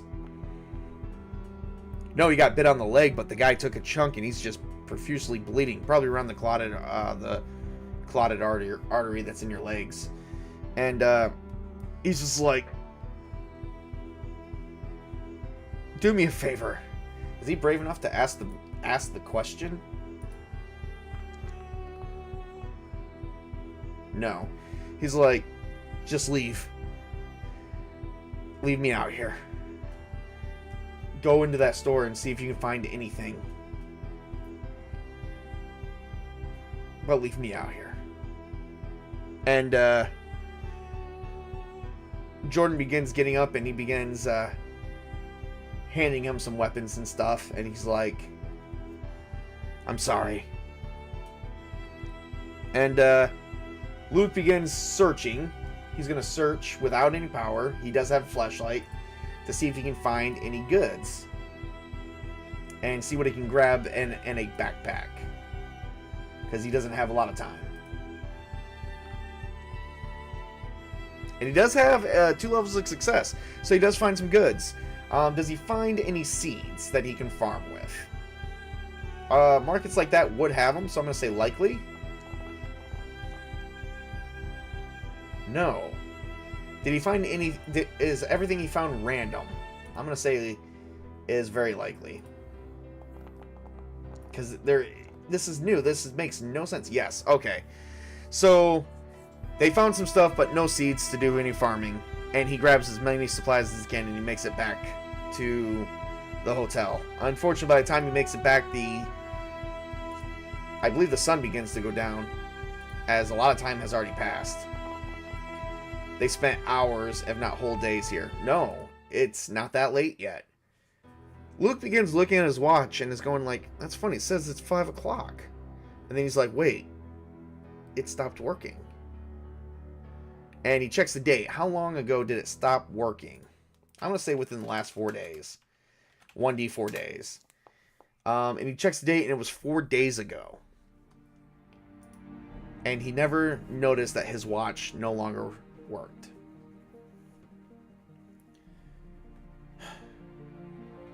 He's just like, damn, man.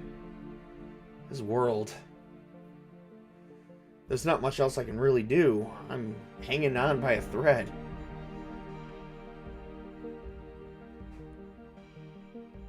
But maybe I can check one thing. Does he find a company vehicle in the back? Like a semi-truck? Always wanted to have a semi-truck. He does. He finds a semi-truck and he gets in. Does he find any keys? No. Does he find a body?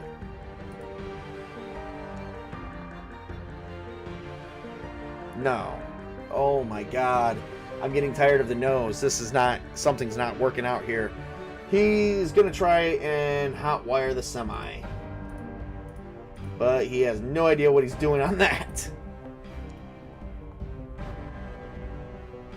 He failed, and he doesn't have enough. Oh, boy. Is the electrical screwed in the semi? Or can we do this again? Oh, the electrical's not screwed, so let's try again. It's like, come on. Just give me a freaking break. Oh, there we go. He's like, give me a motherfucking break. And all of a sudden, the semi roars to life. He's like, hell yeah! This isn't one of those electrical semis that short out as soon as it's hot wired, is it? No. Oh, thank God. So he begins peeling off, and he puts everything he can in there. Is it attached to a trailer?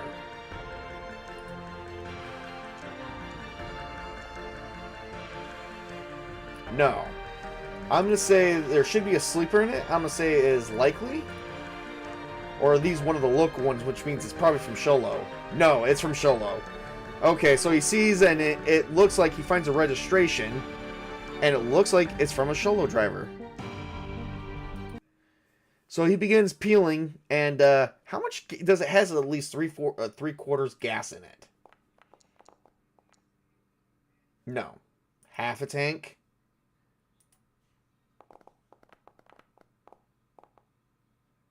Yes. Has a half a tank of gas.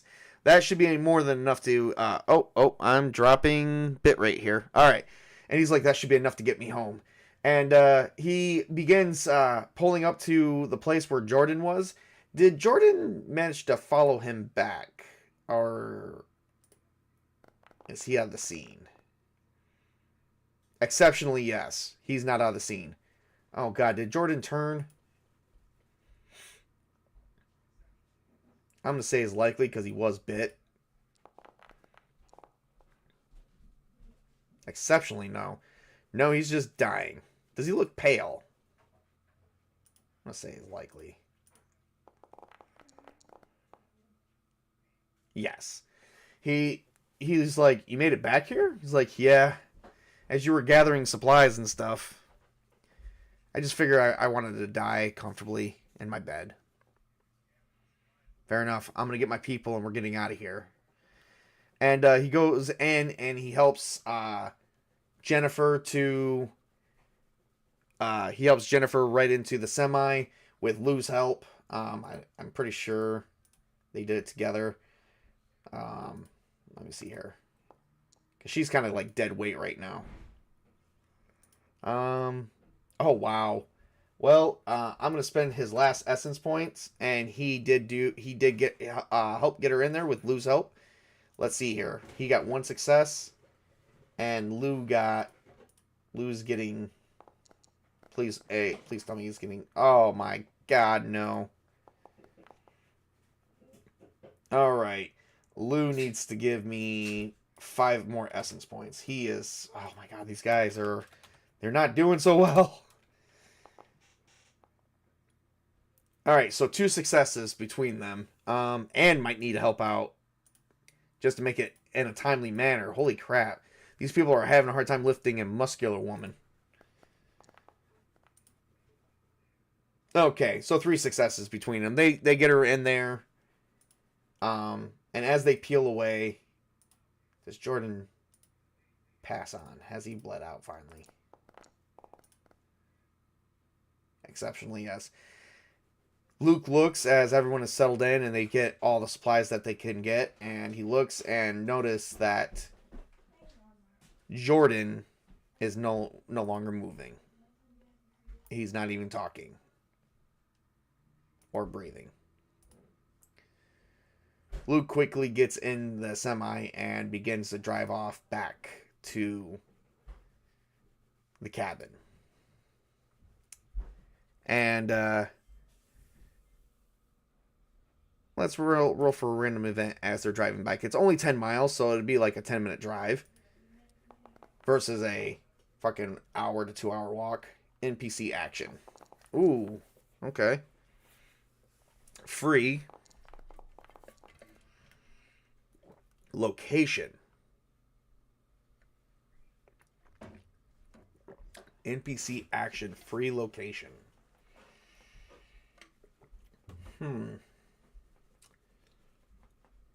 Did an NPC make it to the open location that we have? Like, we did secure that campground. That's one idea. Or was Jordan one of the only... Jordan was one of the only people at the rest area. So maybe that's the NPC action. After he died, there's nothing left there now. Could be that. When I think free location, I'm thinking... free means... Like, freedom. Means kind of like... Do whatever you want. Location is like... See, free. Not under any control or power of another. So, yeah, basically, the rest area is free for anyone to claim. And Luke thinks about this on the way back. They do spend quite a bit of time thinking about that. And thinking about everything that has happened. Luke and Lou... Jennifer is just still off, passed out. Anne is now joining them. And she's like, we're kind of going back towards Payson and Critter Ridge. It's going to be a while to get out of there. Luke's like, we're not going that far. Just 10 miles. I have a cabin in the woods. We have RVs and stuff. We're trying to secure the location. It's my ex-wife's cabin. We literally just came here to get food. Lou's like, yeah, I see you got a bunch of snacks and actual canned goods and stuff. How did this happen? Well, and the good news is, the store is the store truly packed full of it? I'm going to say is likely because that is, well, very likely because it looked like it was untouched. It just had a monster inside there that Jordan didn't know. Oh my God, like, what is going on? Something something is going on that we don't know. There is a secret with that location, but supposedly it's been freed up. Oh, that is just... Let me see here. Let me roll on the threads list, see what a thread... Electrical rolling blackouts. Okay, that doesn't help me none. Maybe that's what it means by free location, which means now there's a horde there. Let's see if I can roll an event focus to figure out what is going on. PC negative. Which means a player... okay. Something negatively impacted the PC inside that. There is a secret inside that store, inside that market. And Luke saw it, but only Luke saw it. And we don't even know what that secret is. And we are going to add that to our threads list because I do not like on how there is a small place. That should be ransacking with goods. And it's not. Something's definitely happening here. And Luke saw it. We only have 5 gallons of gas to put in one of the other vehicles. And let's see.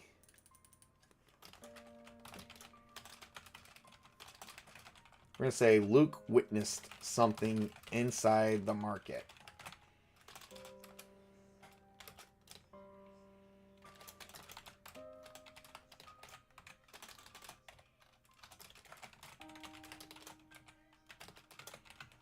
Alright. And that is a thread that we are going to figure out. So,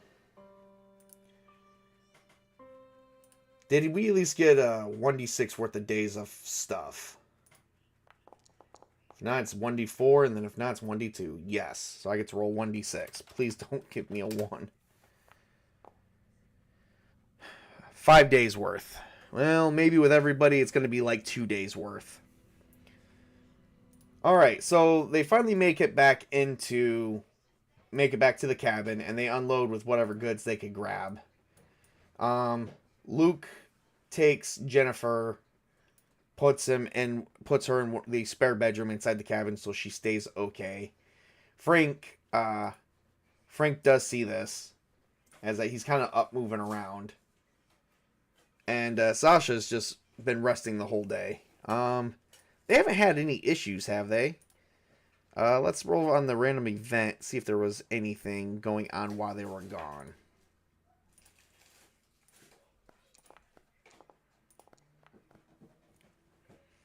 NPC action. Ooh. Misuse. Illusion. Misuse is the abuse of something, and then illusion. A thing that is or likely to be wrong perceived or interpreted by the senses. Is Karen on drugs?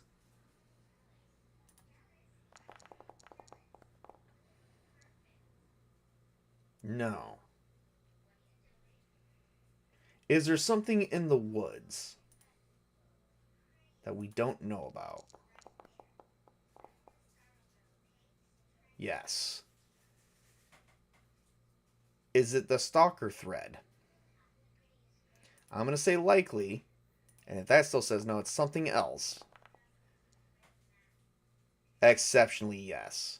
We have a stalker thread right here, which has said that we're supposed to get one. So something is stalking the cabin.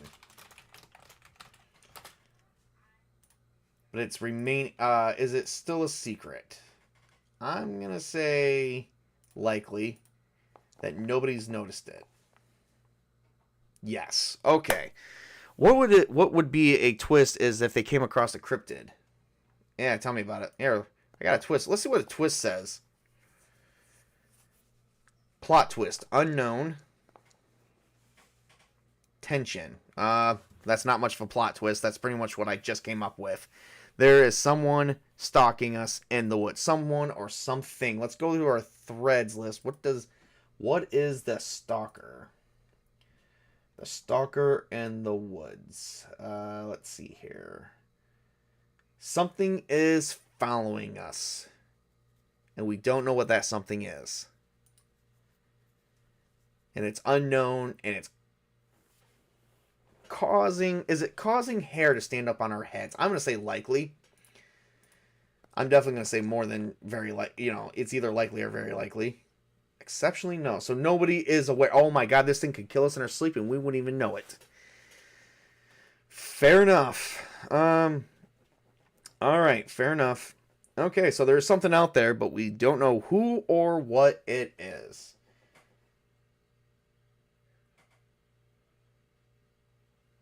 So we will have to figure that out. But right now, everyone's pretty much unloading and getting ready to rest up. The Mogollon monster is Arizona's Bigfoot. Yeah, probably. Is this a monster? Well, we could ask that as a fake question. I think that would be a fake question. Is the thing stalking us a monster per se, or let's see. We're gonna say unsure. Is it a monster? No. Is it a human?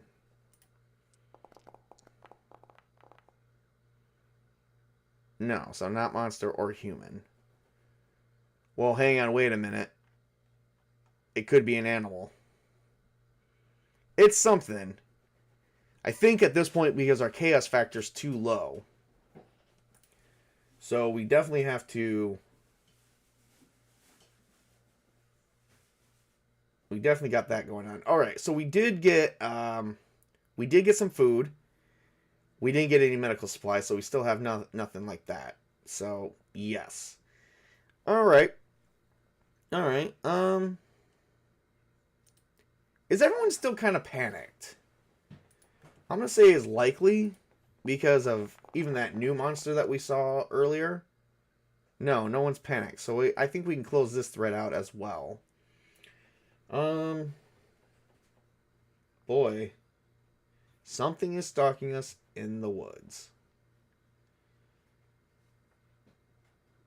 Is the power back on?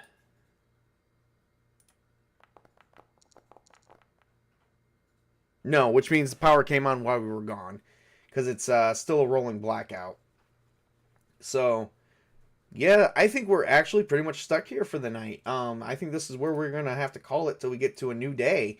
Yeah, so everyone and gets shown around. They're taking care of Jennifer on the inside. This definitely does create some tension.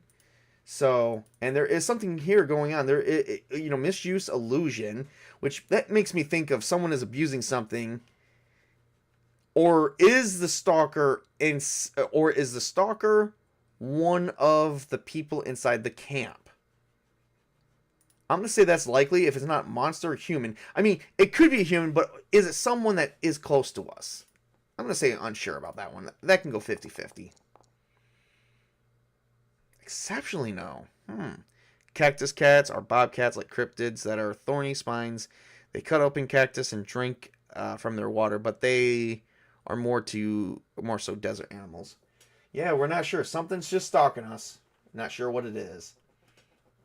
And I can't get I actually can't get Mythic to really give me any clear answers yet. So it's shrouded in mystery. So it's completely shrouded in mystery. Is this thing wolves or coyotes? Could be an animal. That's one of the only things I have. I'm going to kind of say likely. And if so, is it an infected monster? Or affected animal? No. Just something is stalking us. Maybe something else is going on that we don't know about. We'll definitely have to uncover that in a little. We'll have to definitely uncover that. I don't know if we're going to be able to, like,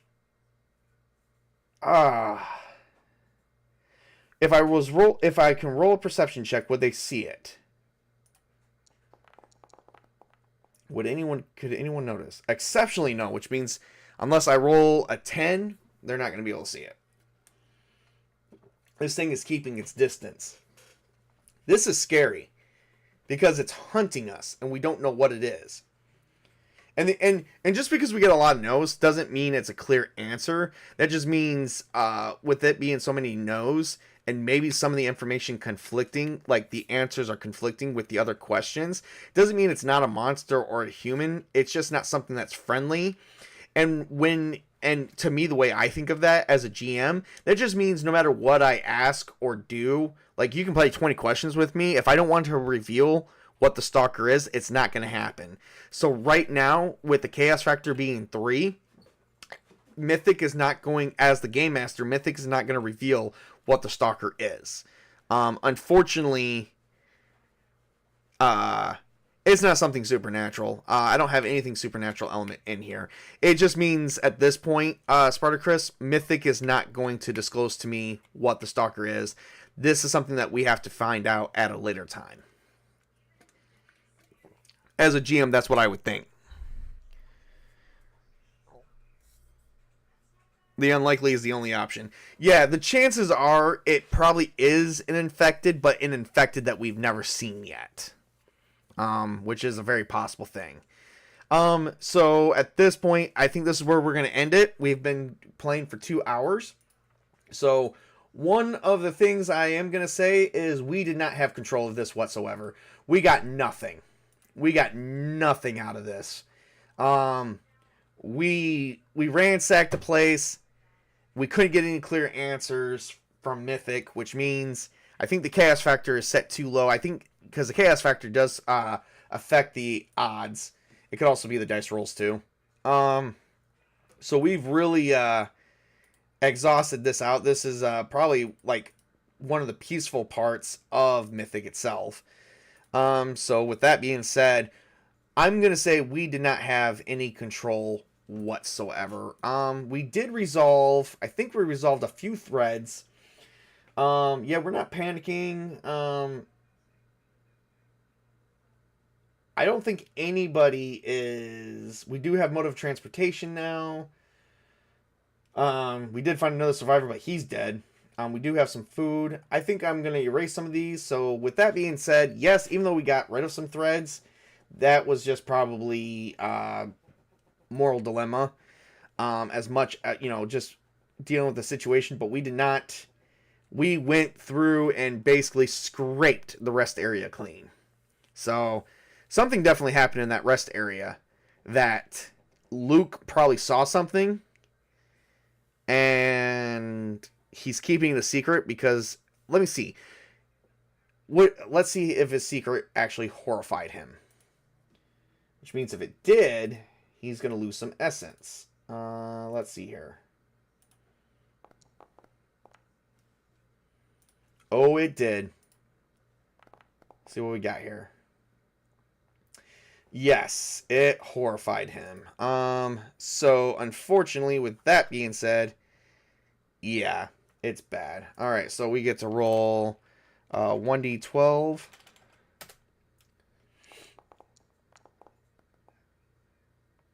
All right, 10. And I'm going to say probably take away 2 more on my endurance. So we're going to say he's down to 17 endurance left. And then his essence, we are going to lose essence as well.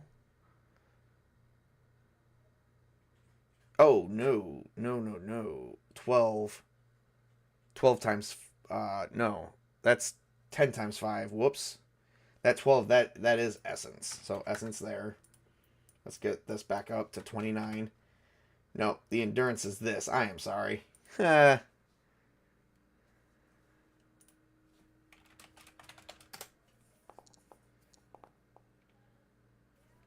45. 16. And he is injured somewhat. So, yeah, he's not doing too well. Everyone's pretty much going to heal normally. So, yeah, he saw something. Whatever he saw in there literally scared the living shit out of Luke. And we're actually going to put that in the thread as well. I'm going to put that as like... I'm going to see here. Result name. Luke's Dark Secret.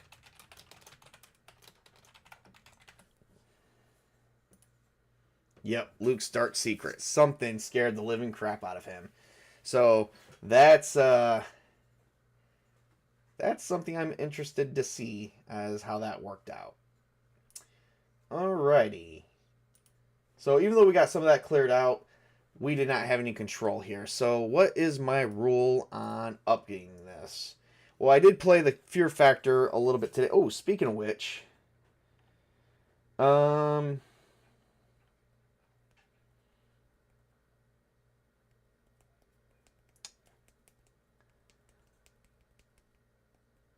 gonna say fear factor.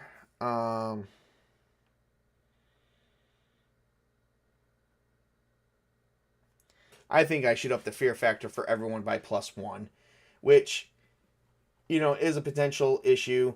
This definitely freaked a lot of people out. A lot of people lost some of that. So from now on, I need to roll. Okay, so fear factor. I'm gonna increase certain people at certain fear factors. I'm gonna make life a little bit hard for everybody. So we are gonna definitely some changes are coming. We're gonna say character and fear factor minimum, which usually is 0. That's how I normally play it. It's no longer going to be 0. So that just happened.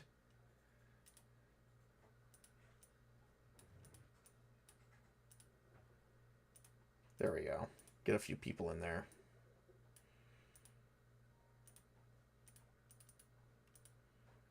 All right, there we go. Got a lot going in this journal here. Okay, so let's see.